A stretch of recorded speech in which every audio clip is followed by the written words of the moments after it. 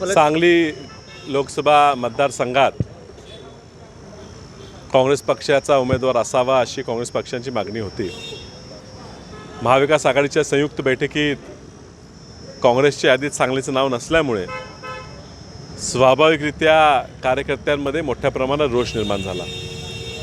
कार्यकर्त्यांची भावना आम्ही समजतो, मात्र काँग्रेस पक्षावर तुमचा राग नसावा। आम्ही कुठे कमी पडलो असू, नेते म्हणून पडलो असू, मी वैयक्तिक कदाचित कमी पडलो असेल, त्यामुळे राग कुठला असला तो पक्षाची जागा जाय लागले आहे ह्याच्याबद्दल नाराजी राग असेल तो आमच्यावर वैयक्तिक काढावा, तो पक्षावर काढू नये। या ठिकाणी काँग्रेस पक्षाच्या नावावर पांढरं फासण्याचं कार्य काही कार्यकर्त्यांनी केलं, त्यांच्या भावना चांगल्या असतील, मात्र हे विसरू नये की ह्या काँग्रेस पक्षाने देशाला स्वातंत्र्य मिळवून दिलं, या काँग्रेस पक्षाने देश घडवला, या काँग्रेस पक्षाच्यामुळेच वसंतदादा मुख्यमंत्री झाले, वसंतदादांनी सांगलीचा विकास केला। आणि म्हणून काँग्रेस पक्षावर आपला राग काढू नये ही कळकळीची विनंती या ठिकाणी कार्यकर्त्यांना केलेली आहे। ताबडतोब ह्या ठिकाणी काँग्रेस पक्षाचा पुन्हा जोमाने बोर्ड लावलेला आहे। काँग्रेस पक्ष पुढच्या काळात ताकदीनंच काम करणार, देशाचा पंतप्रधान पुढच्या काळात काँग्रेस पक्षाचाच असणार हा आम्हाला विश्वास आहे।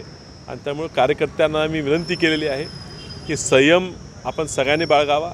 आत्तापर्यंत किती जरी आपल्यावर अन्याय झाले तरी आपण संयमाने वागलेलो आहे आणि पुढच्या काळात आपल्याला संयमाने वागायला लागणार आहे। काही कार्यकर्त्यांनी आज रक्ताने लिहिलेले पत्रसुद्धा या ठिकाणी घेऊन आले। मी त्यांची भावना समजतो, पण मनाला वेदना होतात। अजून आपल्याला लढायचं आहे, भाजपबरोबर लढायचं आहे। प्रत्येकाने कार्यकर्त्यांनी समजून घ्यावं की आपापल्याच पक्षाची बदनामी करून पुढच्या काळात आपलंच नुकसान होईल। आणि त्यामुळे काँग्रेस पक्षावर प्रेम आपण सगळ्यांनी एवढं वर्ष केलेलं आहे, 3 पिढ्या केलेलं आहे, हे प्रेम कायम राहावं ही मी सगळ्यांना विनंती करतो। कार्यकर्त्यांना मी एवढंच सांगेन की आपण संयम ठेवा, पक्ष आपल्या विरोधात नाही आहे, काही आघाडीच्या अडचणी आहेत, त्यामुळे ही चर्चा निर्णय घोषणा झाल्या असतील। कार्यकर्त्यांनी संयम पाळावा, काँग्रेस पक्षाबरोबर राहावं हीच या ठिकाणी विनंती करतो।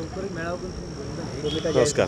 सांगली काँग्रेस हा सांगली बालेकिल्ला आहे। 2019 असेल, 2024 असेल, सातत्यानं काँग्रेसवरच अन्याय केला जातोय मित्र पक्षांच्याकडून। बघा, कुणी केला नाही केला का केला हे बघा, अन्याय हा कार्यकर्त्यांवर होतोय, काँग्रेस पक्षावर होतोय हे समजूनच आहे आपण, आणि म्हणून तर रोष आहे। पण कार्यकर्त्यांनी संयम पाळला पाहिजे, मी एवढं ह्याच ठिकाणी एवढंच सांगू शकतो। समोर तुम्ही अर्ज दाखल करणार अशी चर्चा आहे।